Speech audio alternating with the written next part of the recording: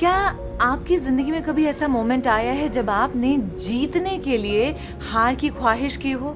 आपने ईश्वर से कहा हो कि हे ईश्वर, मुझे जीतना है, तो दे मुझे कितने दिक्कत दे सकता है, कितने स्ट्रगल, कितनी तकलीफ दे सकता है, या हरा मुझे, मैं फिर से जीत कर बताऊंगा। एक शख्स जिसने ऐसा ही कुछ किया, उसी की एक कोशिश और को आज मैं आपके सामने रखने वाली हूँ।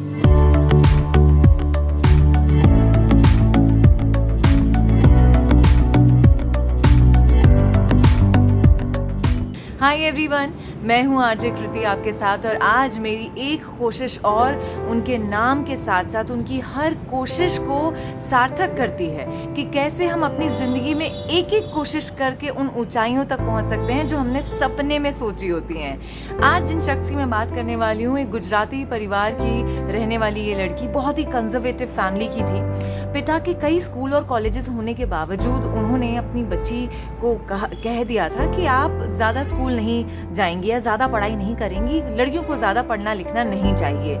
वो 10th तक पास की और घर में ही रही, घर परिवार के सारे काम किए, और 21 साल की उम्र में उसकी शादी करा दी गई। शादी हुई तो कई दिक्कतों का सामना करना पड़ा उसे, क्योंकि उसका हस्बैंड, उसका पति उसे मारता था तब तक जब तक उसके शरीर से खून ना निकलने लगे। 2 बच्चे हुए, एक बेटी और 2 जुड़वा बेटे, और उसके बाद उनकी रोजमर्रा की चीज के लिए उसे टेंशन होता, वो दिक्कत में आ जाती कि कैसे मैं अपनी जिंदगी चलाऊंगी। पति से मार खाती, बच्चों को पालती, कहीं बाहर नहीं जाती। उसे हर चीज से इतना डर लगने लगा था, क्योंकि बचपन से उसे सिखाया गया था कि लड़कियां ज्यादा बोलती नहीं, लड़कियां बाहर जाती नहीं हैं, और इसी डर के कारण वो घर में बैठी रहती थी, घर से बाहर नहीं निकलती थी। कई महीनों तक डिप्रेशन का शिकार होने लगी, और जब उसे पता चला कि वो डिप्रेशन का शिकार हो रही है, उसने उस पर काम करना शुरू किया, क्योंकि उसे सिर्फ उसके बच्चे दिखाई दे रहे थे। कहते हैं ना कि एक औरत के सामने जब उसके बच्चे आ जाते हैं तो पूरी दुनिया से लड़ने के लिए तैयार हो जाती है। ऐसा ही कुछ इस शख्स ने किया, और अपने बच्चों के फ्यूचर के लिए उसने सोचना शुरू किया कि कैसे करूं। वो पति जिसे अपने विरासत में पैसे मिले थे, वो उसने वेस्ट करने शुरू कर दिए, कई गलत आदतों में पड़ गया, घर में रहता ही नहीं था। तो कैसे वो अपने बच्चों को पालती, एक अच्छा फ्यूचर दे पाती। कई सालों तक तो वो चुप रही, डोमेस्टिक वायलेंस का शिकार होती रही, ये सोच के कि लोग क्या कहेंगे, समाज क्या कहेगा, मेरे घर वाले क्या कहेंगे। यही तो सिखाया जाता है हमें कि इट्स ओके, थोड़ा बहुत तो हमें सहन करना ही होता है, बर्दाश्त करना ही होता है। और ये सोचकर वो अपनी ज़िंदगी गुजार रही थी कि उसके भाई से उसने एक दिन कहा कि अब मुझे नहीं लगता कि चुप रहना चाहिए, मुझे मेरे बच्चों के लिए कुछ करना है, मुझे कुछ काम दिला दे। कुछ पैसा जो पिता उसे देते थे वो पिता के पास ही जमा करती रहती थी, और उसी पैसे से उसने एक छोटी सी फैक्ट्री शुरू की, प्लास्टिक की। उस वक्त उसको कहा गया कि तू कभी घर से बाहर निकली नहीं है, 10th पास, कैसे फैक्ट्री चलाएगी, सपने देख रही है क्या, दिमाग खराब हो गया है, अभी तेरे को ये नया नया शौक चढ़ा है, हार जाएगी, कुछ नहीं होगा। उसने ये बात नहीं सुनी और अपनी एक मुस्कुराहट के साथ अपनी एक कोशिश को बरकरार रखा, और उसकी फैक्ट्री अगले 6-8 महीने में बहुत अच्छा काम करने लगी। धीरे धीरे करते करते 1 से 2, 2 से 3 फैक्ट्री की मालिक हो गई, और एक मशीन से शुरू करने वाली वो लड़की आज करोड़ों का टर्नओवर लेकर बैठी हुई है।